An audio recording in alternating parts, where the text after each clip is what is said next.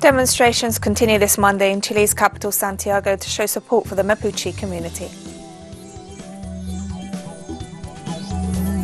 US President Donald Trump is encouraging US companies to make a bid for the popular Chinese app TikTok after he threatened to ban it from the United States. United Nations officials warned on Monday of a possible humanitarian disaster in Libya, given the coronavirus pandemic and the possibility of military operations. From the headquarters of Telesur English in Havana, Cuba, this is From the South. I'm Katrina Goss. We begin in Chile, where demonstrations continue this Monday in the capital, Santiago, to show support for the Mapuche community. Chileans gathered on several of the main avenues of the city. The protests were sparked by the arrest of 48 Mapuches, including 12 children, during violent evictions that took place in the municipalities of Victoria, Traiguén and Curacautín on Sunday. Protesters have rejected the Chilean government's position regarding the demands of the Mapuche community, while blaming President Sebastián Piñera for the violent acts committed in recent days.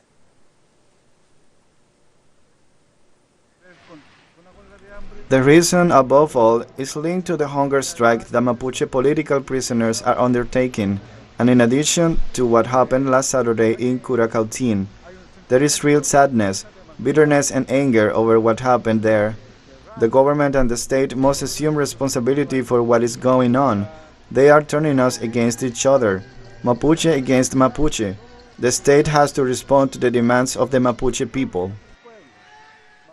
Meanwhile, Mapuche activist Jorge Huichalaf Diaz has noted that Mapuche political prisoners have risked their lives in order to secure a dialogue with Chilean President Sebastián Piñera.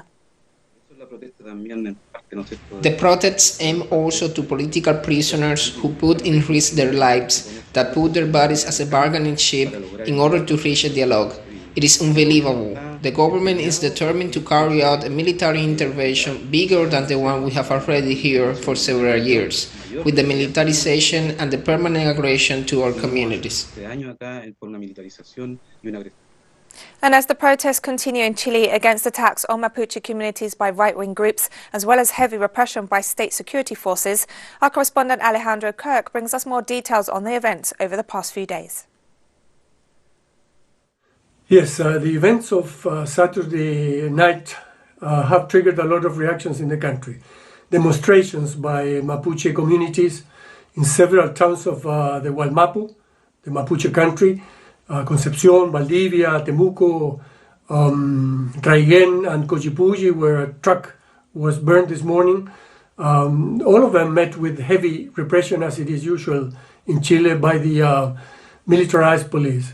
The human rights commissions of both chambers of parliament have announced a joint investigation on the role of the new Interior Minister, Victor Pérez, who was in the region when these events took place, in what happened.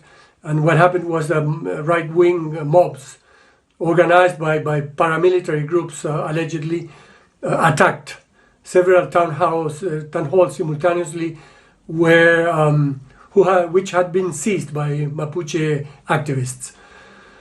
The role of racism in Chilean society has been largely ignored, and it's part of the constitutional debate that is taking place in the country now.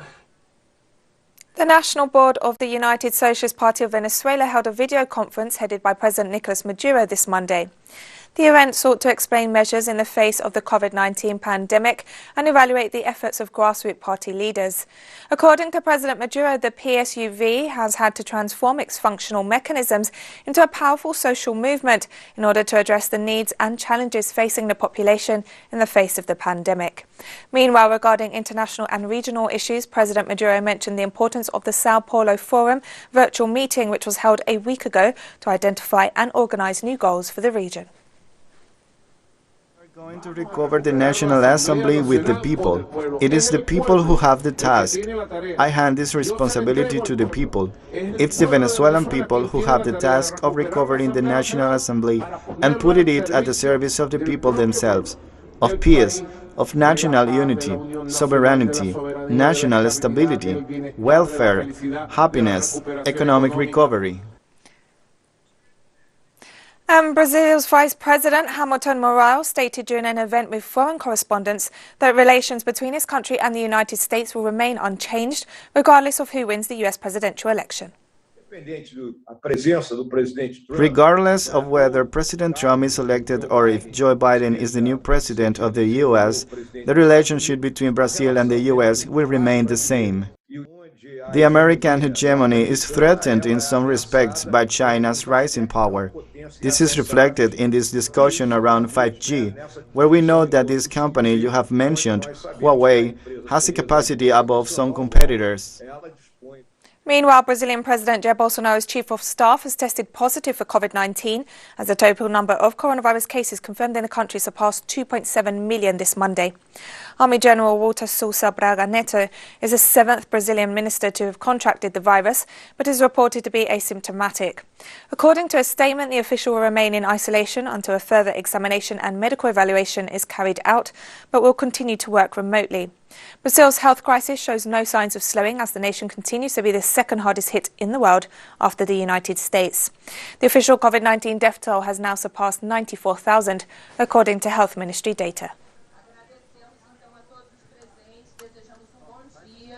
Social union and political movements in Bolivia began roadblocks as part of a general strike in rejection of the decision to postpone the general elections. During the early morning hours of this Monday, protesters set up street blockades in Cochabamba, Oruro, San Julian and other cities of the country. They're calling on the de facto government installed following the coup last year to return to the agreed election date of September 6. The mobilizations are part of an indefinite general strike called by the Bolivian Workers' Center, the chief trade union federation of the country, along with other workers, campesino and indigenous organizations. Bolivian people are calling for an indefinite strike. Here we are in the town of Colonia, the people of Tiraque and the people of the Tropic of Cochabamba, to defend democracy, in defense of the September 6 elections, in defense of natural resources, in defense of education, in defense of our homeland, until we recover it, and until we have democracy in the country. And former Bolivian President Evo Morales took to Twitter to denounce the de facto regime's political persecution against Juan Carlos Guarachi, Executive Secretary of the Bolivian Workers' Center, and Betty Yaniquez, head of the MAS IPSP parliamentary bloc. He stressed that Bolivian workers would defend their union and political rights. Mexican Navy officials seized 2.2 tons of cocaine after chasing down a boat of drug traffickers off the coast of Acapulco. The boat's 4-member crew threw 112 sacks of cocaine overboard before landing their vessel on a beach 59 kilometers from Acapulco and escaping on foot, according to a Navy statement. Authorities retrieved the sacks and confiscated the boat, as well as 500 litres of gasoline that was on board. Mexico is conducting maritime, aerial and land surveillance operations to tackle this criminal activity along its coasts. Cocaine is commonly shipped northward through the area from South American production centres to the US market. And we'll be right back after this short break, so don't go away.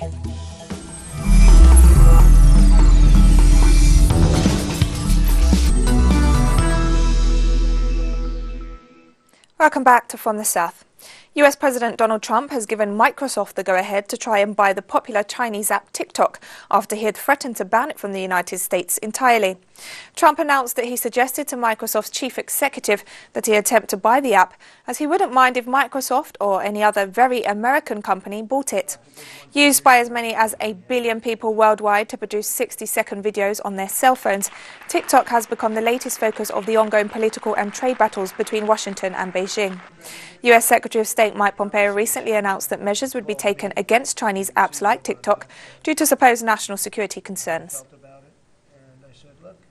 It's probably easier to buy the whole thing than to buy 30% of it, because they say, how do you do 30%? Who's going to get the name? The name is hot. The brand is hot. And who's going to get the name? How do you do that if it's owned by 2 different companies? So my personal opinion was you're probably better off buying the whole thing rather than buying 30% of it. I think buying 30% is complicated. And I suggested that he can go ahead, he can try. And today I'm signing an executive order to ensure that the federal government lives by a very simple rule: hire American. We've been doing it at a level that hasn't been done maybe ever. And Chinese authorities have called on the United States to stop politicizing economic and trade issues following the recent US threats to ban Chinese apps due to supposed national security concerns.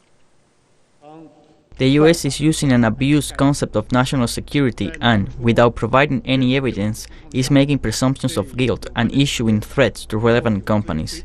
This goes against the principle of market economy and exposes the hypocrisy and typical double standards of the US in upholding so-called fairness and freedom. It also violates the WTO's principle of openness, transparency, and non-discrimination. China is firmly opposed to this.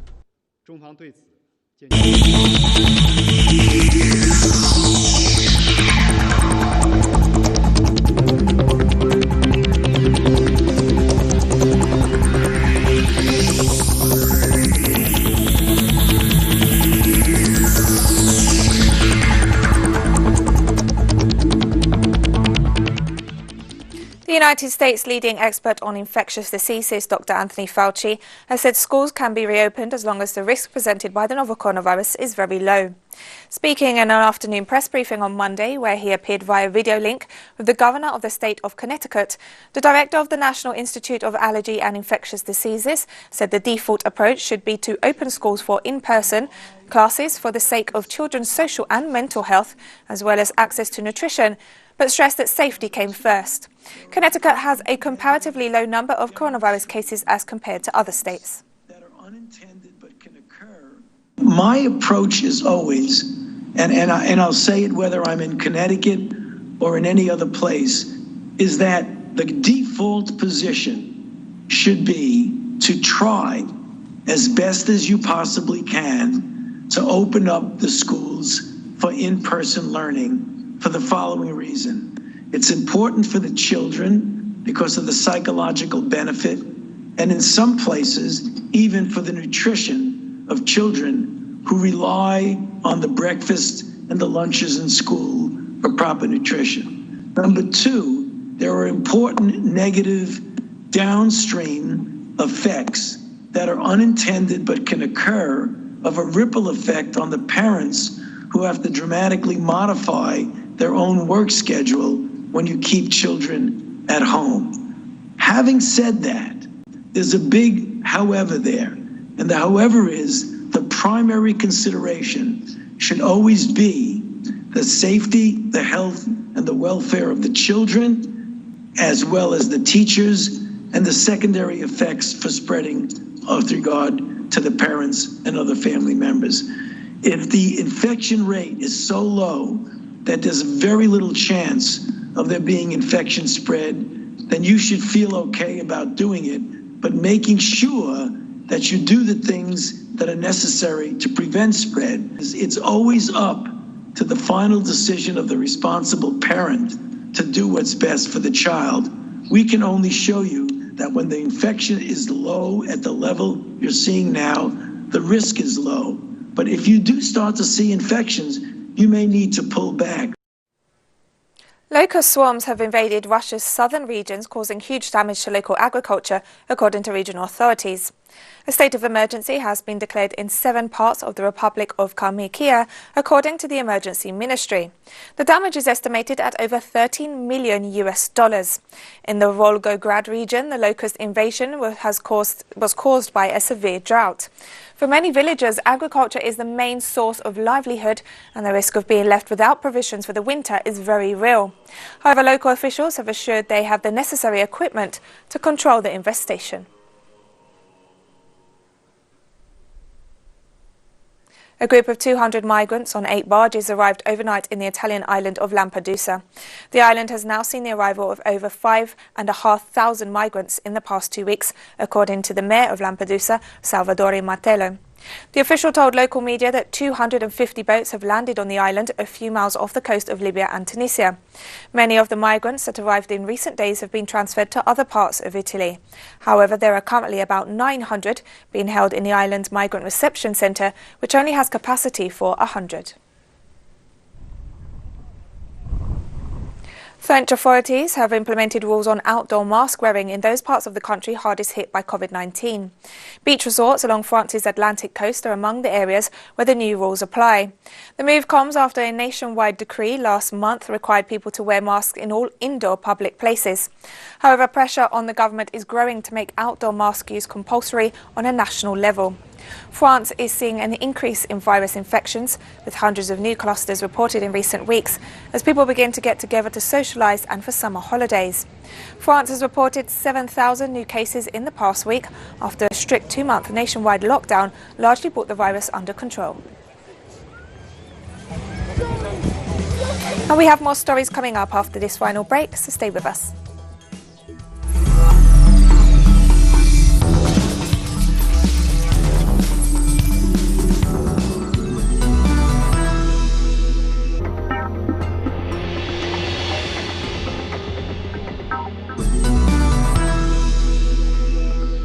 Welcome back to From the South. United Nations officials warned on Monday of a possible humanitarian disaster in Libya, given the coronavirus pandemic and the possibility of military operations in the city of Sirte. The UN remains concerned about a possible humanitarian disaster in Libya should the current escalation and mobilization around Sirte lead to military operations. The lives of more than 125,000 people in and around Sirte are at great risk. COVID-19 cases continue to increase across Libya, with 3,837 cases reported and 83 deaths to date, most of them in the western and southern parts of the country. Capacity for testing, tracing, and treating people remains extremely low across the country and continues to be concentrated in Tripoli and Benghazi. According to Palestinian agencies, Israeli fighter jets bombed Hamas facilities in the centre and south of the besieged Gaza Strip early Monday morning. Local media added that the occupying Israeli regime fired 3 missiles at a building of the resistance forces in the west of Rafah city. The Israeli army claimed that the bombing of Gaza was in response to rocket attacks by resistance groups. Hamas spokesperson Farsi Barham denounced that the Israeli attacks are aimed at diverting attention from the deteriorating political and economic situation in the occupied Palestinian territories and mark an escalation of the violence. Syrian authorities described an agreement reached between Kurdish militias and an oil company based in the United States as illegal and invalid, noting that the move aims at stealing Syria's oil resources. The Ministry of Foreign Affairs pointed out that the agreements constitute an attack on Syria's sovereignty and a continuation of the hostile policy of the United States. Meanwhile, Turkish authorities have also condemned the deal, which was signed between the Kurdish-led Syrian Democratic Forces and the Delta Crescent Energy Corporation. United States Senator Lindsey Graham announced late in June that the deal sought to modernize oil fields in the northeast of Syria. They choose this. We have another option to them to tell us that they are going to leave anywhere they want and we will secure their security. There will be inevitably massive civilian casualties if that happens. Kenya is one of several African nations that are resuming international flights suspended since March because of the COVID-19 pandemic. The country's flag carrier, Kenya Airways, has resumed flights to 30 different destinations. Other African countries that have resumed flights include Mali, Rwanda, Senegal, Ivory Coast, Niger, Chad, Burkina Faso and Togo. In Ivory Coast, the health declaration form must be completed before travelling. In the case of Togo, all travellers will be subject to a COVID-19 test on arrival and another on departure. Meanwhile, Tanzania has banned Kenya Airways from entering the country. Tanzanian authorities said the flights were being banned on a reciprocal basis after Kenyan authorities decided against including Tanzania in a list of countries whose passengers would be permitted to enter Kenya with the resumption of commercial flights. On Monday, at least 2 people died and 1 was wounded in a suspected suicide bombing outside a restaurant in Somalia's capital, Mogadishu. According to police officials and witnesses, the blast occurred at the entrance of the restaurant, where a security guard stopped the suicide bomber before he detonated the bomb. The restaurant, close to Mogadishu port, is popular with security officers and government officials working in the nearby area who are regularly targeted for assassination by Islamist militants. So far, no group has claimed responsibility for the attack. A vigilant security guard for the restaurant stopped the suicide bomber from getting inside the restaurant. The bomber suddenly blew himself up outside of the bar, as you can see. 3 people, including the suicide bomber, died in the attack. and 2 other people were also injured in the explosion. And we've come to the end of this news brief, but you can find these and many other stories on our website at telesurenglish.net. You can also join us on social media, Facebook, Twitter and Instagram. For Telesu English, I'm Katrina Goss, and thank you for watching.